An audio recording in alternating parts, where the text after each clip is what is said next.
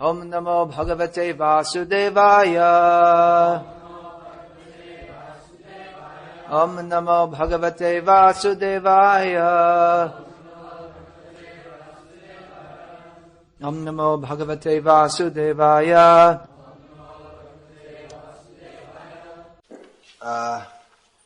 Chapter 17, text 3. Satvana Rupa Sarvasya Shraddha Bhavati Bharata Shraddha Mayo Yang Purusho Yo Yach Shraddha Sa Eva Saha. O son of Bharat, according to one's existence, under the various modes of nature, one evolves a particular kind of faith. The living being is said to be of a particular faith according to the modes he has acquired. Please read the translation. So I'll read one line, you read one line. Everyone has a particular type of faith regardless of what he is. But his faith is considered good, passionate, or ignorant according to the nature he has acquired. Thus, according to his particular type of faith, one associates with certain persons. Now, the real fact is that every living being, as is stated in the 15th chapter, is originally a fragmental part and parcel of the Supreme Lord. Therefore, one is originally transcendental to all the modes of material nature. But when one forgets his relationship with the Supreme Personality of Godhead and comes into contact with the material nature in conditional life, he generates his own position by association with the different varieties of material nature. Please turn off the cell phones.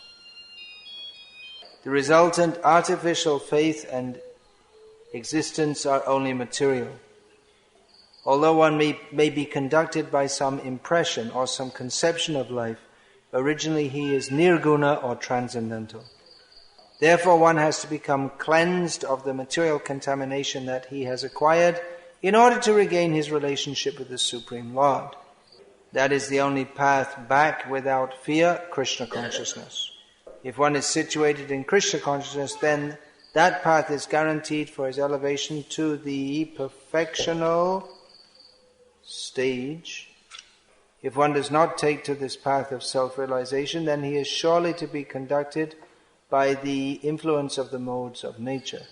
The word Shraddha or faith is very significant in this verse. Shraddha or faith originally comes out of the mode of goodness. One's faith may be in a demigod or in some created god or some mental concoction. One's strong faith is supposed to be productive of works of material goodness. But in material conditional life, no works are completely purified. They are mixed. They are not in pure goodness. Pure goodness is transcendental. In purified consciousness, one can understand the real nature of the Supreme Personality of Godhead. As long as one's faith is not completely in purified goodness, the faith is subject to contamination by any of the modes of material nature. I'll just read the rest of the purport and then you can read the rest. The contaminated modes of material nature expand to the heart. Therefore, according to the position of the heart in contact with a particular mode of material nature, one's faith is established. It should be understood that if one's heart is in the mode of goodness, his faith is also in the mode of goodness. If his heart is in the mode of passion, his faith is also in the mode of passion. And if his heart is in the mode of darkness, illusion, his faith is also thus contaminated. Thus we find different types of faith in this world, and there are different types of religions due to different types of faith. The real principle of religious faith is situated in the mode of pure goodness, but because the heart is tainted, we find different types of religious principles. Thus, according to different types of faith, there are different kinds of worship. Lord Krishna states, Shraddhamayo yang purusha yo yat shraddha sa eva saha, which means that everyone is made up of faith. You are what you believe in. You are what you believe in. Your whole identity as a person depends on how you see the world and on how others see you. Yo yat shraddha sa eva saha. You are what you believe. Literally, according to your faith, that's who you are. Of course, this, as Srila Prabhupada elaborately explains in the purport, this is all in the conditioned stage. We are all part and parcel of Krishna. But in this world, everyone believes themselves to be something different. If we believe I am a man or I am a woman, then it seems to be real that we are. If we believe that this is my father and this is my mother, I am a DMK supporter and I work for the benefit of the party, then that's who we are. As far as we're concerned, as far as everyone else is concerned, that's who we are. This word Shraddha is a major topic in Bhagavad-gita. Shraddha meaning faith. There is purified faith, which means to understand who we actually are. And there is faith which is influenced by illusion, which means that we strongly believe something to be true which is not true. So real faith is faith in reality. The beginning of Krishna consciousness is faith in Krishna consciousness. If one has faith that I am a servant of Krishna, then he can begin to develop that understanding. Faith is a topic which is much discussed by Vaishnava acharyas. Modern atheists, they criticize this idea of having faith. They say that's not scientific, just to believe in God. Srila Prabhupada always presented Krishna consciousness as scientific. In the Western countries, people often ask you, well, what do you believe? Especially if they see a religious person. What do you believe? Srila Prabhupada would always reply to this question, it is not a question of belief, it is science. Krishna consciousness is science. And practically we see here in Bhagavad-gita, Lord Krishna, although he speaks of faith to Arjuna, he doesn't say to Arjuna, just you believe me blindly. Believe in? Believe in? Krishna tells Arjuna, Krishna speaks of faith, but he doesn't say to Arjuna that you should believe me blindly. Rather, Lord Krishna presents the subject matter of the exposition of reality, that is Bhagavad-gita, in such a manner that any intelligent person can accept it to be true and thus believe it. Just like here, where there is a discussion of the three modes of nature. And we practically see that some people are sattvic, some people are rajasic, some people are tamasic. And some people are of purified intelligence by which they can accept Krishna as the Supreme Personality of Godhead. So faith defines our being. Here, as Srila Prabhupada mentions in the purport, the word Shraddha or faith is practically synonymous with the outlook or conception or worldview, our whole outlook on reality. Srila Prabhupada writes, although one may be conducted by some impression or some conception of life. So everyone is conducted by the way they view the world. In the modern age, people are generally convinced that to earn lots of money, to have lots of possessions, to enjoy the senses, this is the purpose of life. Why do they think like that? Because they've been trained like that. From the TV and the newspaper, cinema, educational system. Previously in India the culture was not so much materialistic like this. But there's been a deliberate attempt to change it. So people's outlook has changed. To most people it seems axiomatic that one should work hard, enjoy the senses, and in this way it pass their lives. And when the whole society, everyone in the society thinks like that, then if anyone else thinks differently, then they think that that person is a very strange person. So that we sometimes find that when people in this materialistic society take to Krishna consciousness, then the family members send them for psychiatric treatment. Because they think there's something intrinsically wrong with them. They don't think like everybody else. People have blind faith in materialism. Krishna consciousness is not blind faith in spiritualism. If anyone is a little bit intelligent, they can see that materialism leads to distress. And even there are so many reports coming out from universities in the Western world that they find that the more material facilities people have, it's an inverse proportion of their happiness is in inverse proportion. For instance, there was a study came out fairly recently showing that women compared to 50 years ago, they have more freedom, and there are more women earning lots of money, more women in high positions, and in all ways it seems the position of women is better, but at the same time they have more stress, they have more psychiatric disorders, and none of them are happy. This is already analyzed in Bhagavad-gita by Lord Krishna. The whole of materialistic civilization can be summarized in a few words of Bhagavad-gita. Bhogaishvarya prasaktanam tayaparhita chetasam vyavasayatmaka buddhi samadhona vidhiyate. Which means that people who are very much attached to sense gratification and opulence, they're all crazy, to put in colloquial language. Aparhita cetasa.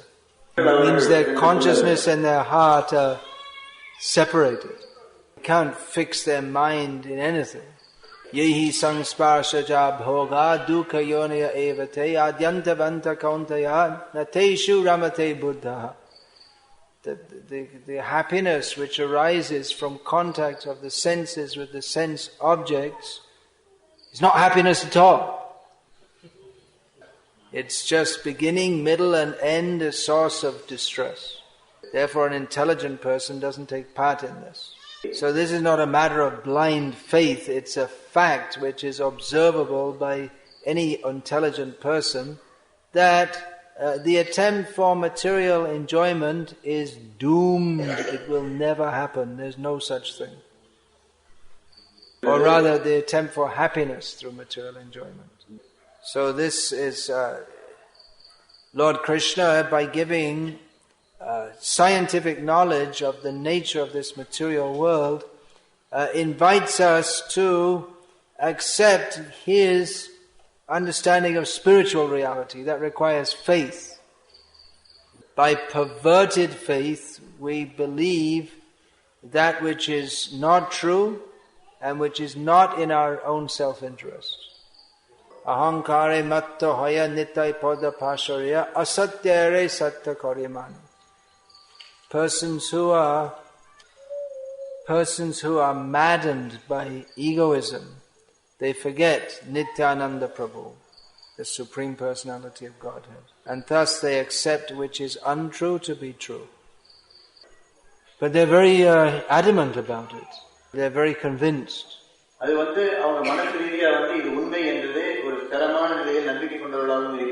base their whole life on it. And they become upset to hear anything else. Just like I mentioned the name of Lord Nityananda, who is the avatar of Balaram, who appeared with Chaitanya Mahaprabhu. So based in Tamil Nadu, there's one completely bogus person who calls himself Nityananda, so-called followers, and if we tell them that this person is very bogus, which is quite obvious, then they're not able to accept. They become upset. Now, if one has even a slight objective intelligence, it doesn't require one to be a very not even very spiritually advanced, but even some slight objective intelligence, you can understand that him and so many others like him, they're just completely bogus. They're pretending to be something which they're not. They're not spiritual people. They're just opportunists. But because people think that, well, religion is just something you believe in, this is another completely bogus idea. It's just something you believe in. Then it's just a matter of what you believe in. It's which blind alley are you going to go down? And thus the question comes, well, what do you believe in? It's a completely useless question. That's why Srila Prabhupada would never answer the question. If you answer this question, then you partake in the ignorance on which it's based. The idea that, well, everyone has their own opinion and you can believe whatever you like and whatever you believe, it's okay. Joto mot toto pot. All opinions are as good as each other. That's the basis of this question. What do you believe in? Prabhupada would say it's not a question of faith, it's a science. Faith is the cornerstone of Bhakti. Means the foundation of Mooladhara. But actually faith is the cornerstone of any way of thinking. Even the so-called scientific way of thinking, it's based on the faith that everything can be understood by what they call the scientific method of analysis. So that is a kind of faith. And people of the so-called scientific outlook, they're convinced that this is the only intelligent way to understand reality. And they consider absurd any other understanding of reality, especially one that invokes any transcendental paradigm. But actually this so-called scientific outlook, it's extremely limited and is completely unable to explain so many facets of observable reality. Notably consciousness, emotions, desires, cannot be explained in a totally mechanistic manner. I recently read most of a best-selling book in the Western world called The God Delusion. The God Delusion. God Delusion. A book by a famous atheist from Oxford University, who's completely convinced that, and gives all these arguments why you shouldn't believe in God. And it's an interesting thing that if someone's convinced, however useless the subject that they're convinced is, that they're able to convince others. So, for instance, in this book he goes on this whole explanation of why, this actually is not an explanation. He says natural selection is the obvious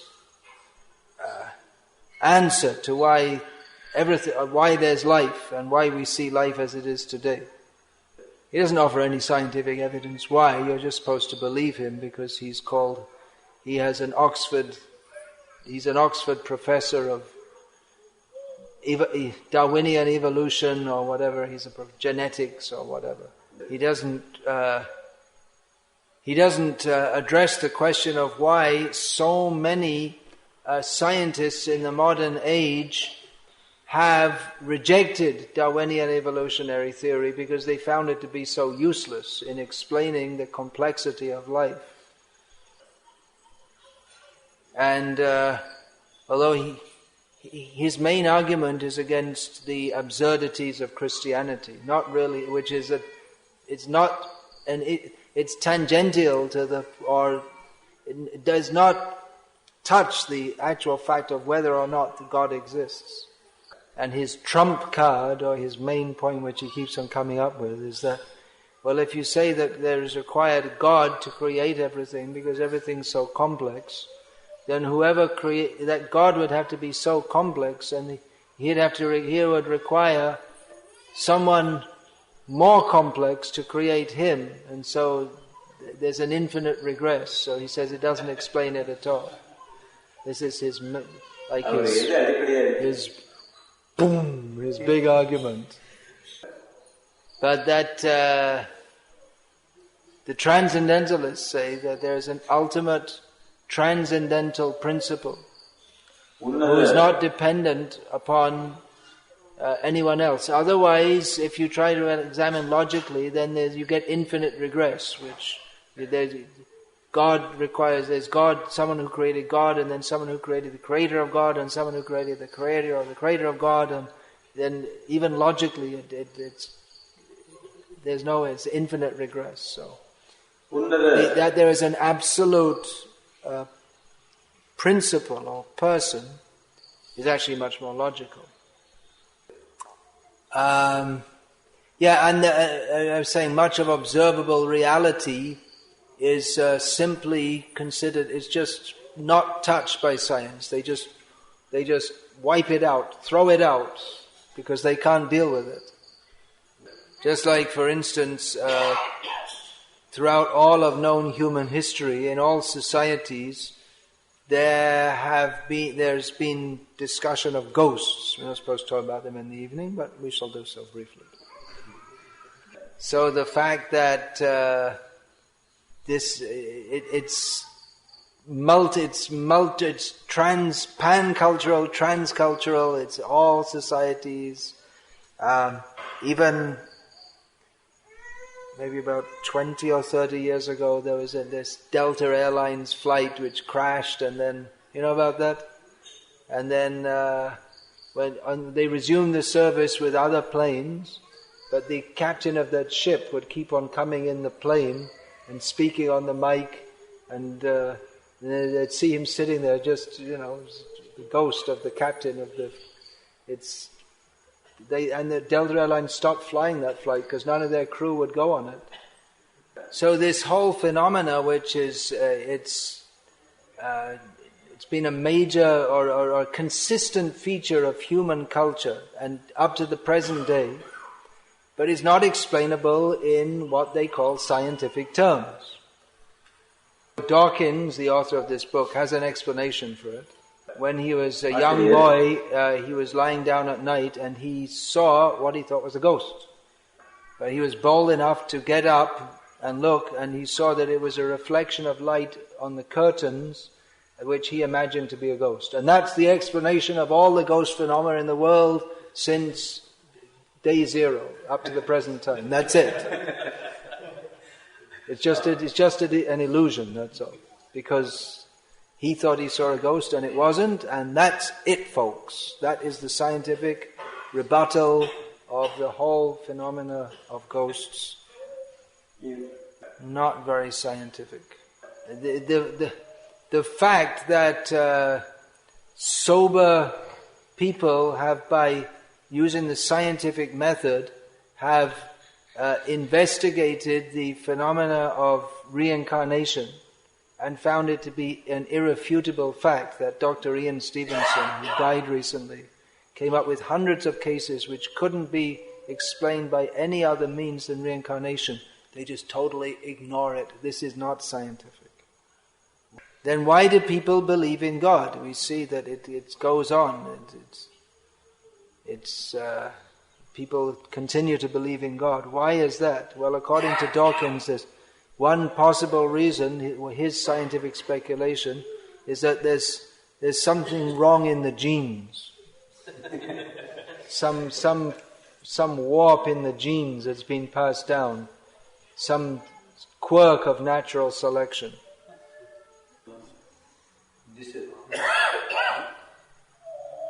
Just say gene. If you get stuck, just say it in English. Won't work in Sri Lanka, I'm told. And then they found that there tend to be, among societies where people are more educated, there tend to be more atheists, and the more educated the people are, the more atheists you'll get. So he's saying that it's just due to ignorance that people are not atheists, that they believe in God. It's just some sentiment. When you become more educated, you understand things as they are, then you're more likely to be an atheist. Now this man is highly educated, at Oxford University professor, highly articulate. He gives such useless arguments. They're saying that if you're more educated, then you're more likely to be an atheist. But implicit in this is the conception that the education actually increases your intelligence, and that the education which is atheistic in its very core, that is actually knowledge. It's a circular reasoning. Now, if you get educated in an educational system which is based on Darwinistic understanding, then it's likely that you're going to believe it. But it doesn't mean it's true.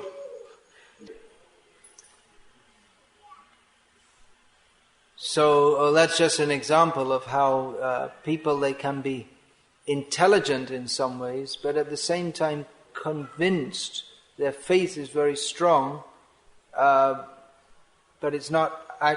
He believes it to be scientific. It's not actually scientific, and not by the Bhagavad-gita's understanding of scientific. But actually, his theory is doomed. It's the last drum bashing of Darwinistic theory. It's finished, actually. I mean, it's just a matter of time, because increasing numbers of scientists are seeing that by the scientific method they're finding out that everything is so complex, it's just impossible to have come into being simply by chance. Which brings us to the question, why in the Western world science and religion, they parted ways? Because the religion was so, the knowledge they gave was so useless that science left it behind. Vedic culture was spread all over the world, and there was tremendous technological and scientific knowledge which was all systematically destroyed by the good Christians when they conquered the world. When we say Vedic culture, it doesn't necessarily mean that everyone was a pure devotee of Krishna. Within the so-called followers of the Vedas, there are all kinds of there's Sankhya philosophy, and it's 6 darshans, and 5.5 of them are wrong. So the basic knowledge of science and technology given in the Vedic culture was there, but their understanding may be very perverted also. So in Christianity then they didn't, because they destroyed all the knowledge of astronomy, for instance, which was there in pre-Christian societies, which is apparent from various ancient pre-Christian buildings from all over the world. So then they came up with completely useless, childish speculations about the nature of the universe. For instance, that if you sail far enough, you'll fall off the edge of the world. Eventually, by science, they discovered so many things which their knowledge they'd already destroyed, and then they had to rediscover various things. And they thought they're very great scientists. So they destroyed all the knowledge, and they just had some barbarian ideas coming, what they called their scriptures, like the Bible, and this very incomplete and just actually some very backward people. And based on their interpretation of that, they gave some dogmas which science showed to be wrong. So science showed that, the religious people don't know what they're talking about. But now the scientific people are saying that the scientists don't know what they're talking about. So what's left? Then the scientists have to turn to religion. But then in religion, they just find there's the same problem that they had 500 years ago or more. blind faith and very foolish ideas. I mean, the basic idea is not bad, that to accept that there's a God who's the supreme controller, but they really don't know much more than that, and they have to fill all the rest in with speculation. And in India also, because this scientific presentation of Vedic knowledge it's not there. Therefore, people like this idiot so-called Nityananda, they can get so many followers. Just mentioning him, like I say, because there are so many of these. Just he's become a little bit prominent recently. There'll be another one and another one and another one. Talking in a very vague way about love and peace and brotherhood, it's all vague. But Bhagavad-gita and Srimad Bhagavatam give scientific knowledge of the nature of reality, both of the material world and of the spiritual world. Jnanam teham savijnanam. Prabhupada translates this. I'll give you knowledge of the material world and of the spiritual world. So it's a great opportunity to present to the people of the world who want a scientific understanding, that Krishna consciousness gives a scientific understanding of reality. By scientific, I don't mean it's just like there's some people, they're always trying to show how the Vedas, they coalesce, the Vedic knowledge coalesces with modern scientific understanding. This is a very dangerous stance to take, actually. Because whatever is accepted as scientific knowledge today, 30, 40, maximum 50 years later, it's all going to be changed. So if you say that you see the Vedas, they're completely in line with modern scientific knowledge, then 50 years later you're going to have to say that the Vedas are all rubbish. So of course, Shastra itself doesn't ask us to accept blindly. It's also the Shastra is giving knowledge of reality, and observation is one method of gaining knowledge to some extent. Anyway, that's a big discussion about the nature of scientific knowledge in the Shastra, but the point is that we do have it, and this knowledge it's a very good time for presenting this in human society. This Bhagavad-gita is the knowledge given by Lord Krishna in Bhagavad-gita is such knowledge that we can present to thoughtful persons. If we say it is a Hindu scripture, then immediately, you can't present Bhagavad-gita as scientific knowledge. We should never say this as a Hindu scripture. It immediately puts it in the category of some kind of sectarian opinion, which it's not. Lord Krishna gives scientific exposition of reality which transcends mundane designations such as Hindu, Christian, Muslim, whatever. So we should never present Bhagavad-gita as a Hindu scripture. As Srila Prabhupada told devotees who are going to preach in Muslim countries, he said, you teach them Bhagavad-gita. It's Dehino sminyata dehe, the body is changing from boyhood to childhood to old age. This is childhood to youth to old age. This is not a Hindu. It doesn't happen just to Hindus. This happens to everyone. This is scientific knowledge. Krishna doesn't say as the Hindus pass from boyhood to youth to old age. No, it happens to everyone. Hare Krishna. We'll finish that. Srimad Bhagavad-gita ki jai. Srila Prabhupada ki jai. Hare Krishna.